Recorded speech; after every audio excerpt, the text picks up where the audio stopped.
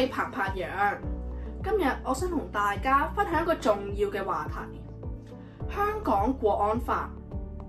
喺香港呢片我哋共同熱愛嘅土地上，每一道風景，每一個笑容都承載住我哋對美好生活嘅嚮往。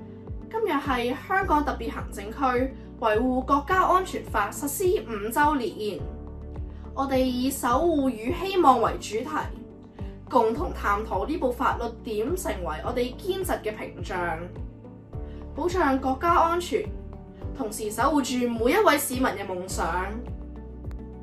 有人問，國安法同我哋嘅生活有咩關係？其實佢關係到每一個人嘅未來。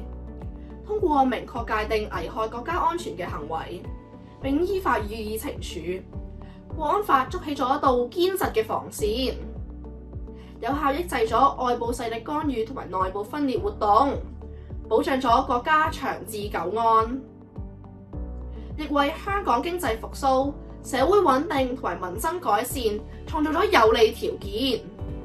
國安法唔係限制，而係保障。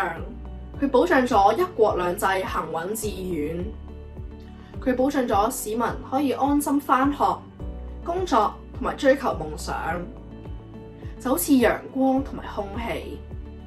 安全嘅環境往往被人忽略，但係呢個係一切幸福嘅基礎。